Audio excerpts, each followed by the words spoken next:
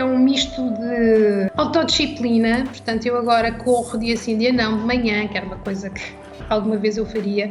Senti muita necessidade de ter uma rotina fixa que me permitisse fazer aqui algum exercício físico e que me permitisse também, enfim, espairecer a cabeça. Gosto muito de estar em casa, mas isto é um exagero. E em termos de trabalho, na realidade é muito difícil conseguires diferenciar o momento em que estás em casa a trabalhar e o momento que estás em casa para estares com a família ou para estares com os teus amigos. Mas se queres que te diga, acho que tem sido um balanço, no meu entender, positivo.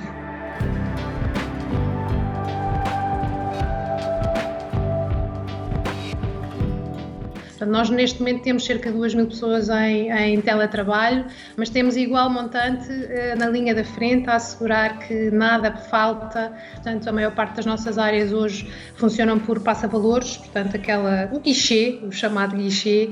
Tomámos algumas medidas até para sensibilizar as pessoas para a distância social, pusemos as manchas no chão para as pessoas perceberem em tempo de fila, deixarem as suas a distância, enfim, incentivámos ao pagamento contactless, enfim, tomámos todas essas medidas para assegurar que efetivamente as pessoas podiam continuar a contar com os nossos serviços e com as nossas soluções sem lhes faltar nada e acima de tudo assegurando a sua segurança e a segurança também das nossas pessoas.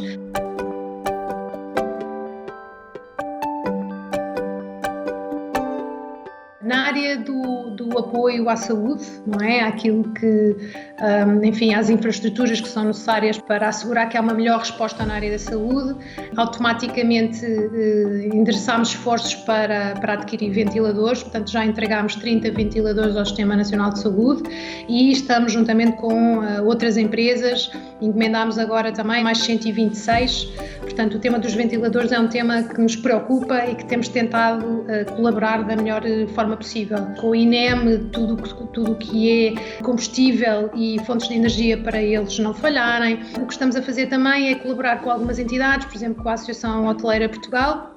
Portanto, estamos a dar apoio aos hotéis que estão a recolher e a aceitar médicos e enfermeiros para poderem descansar.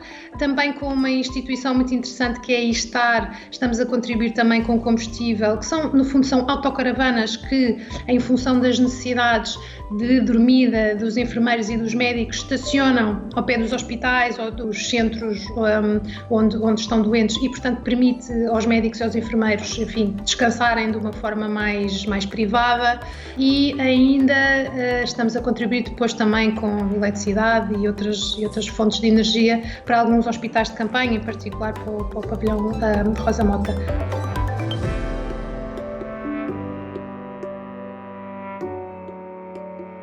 O papel da Galp na vida dos portugueses não muda, não é? Portanto, continuamos a prestar aqueles serviços e os produtos que as pessoas mais necessitam para que as suas vidas não parem. E isso acho que é uma promessa que vamos continuar a fazer. Claro que estamos a repensar muitos dos nossos produtos e serviços que estavam previstos serem lançados este ano, até que ponto é que são relevantes ou não. E temos uma equipa só para isso, a pensar que novos produtos e serviços é que nós podemos lançar, que novas modalidades, que novas plataformas que possam ser mais adequadas a estas novas pessoas, que somos todos nós, não é?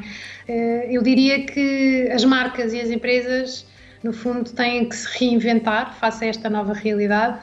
Não tenho dúvidas que até ao final deste ano de 2020 muita coisa se vai passar, todos nós vamos ter que nos adaptar a este novo normal, seja ele qual for, que ainda ninguém sabe bem qual é, e acima de tudo mostrar a relevância que as empresas e que as marcas têm neste novo ecossistema.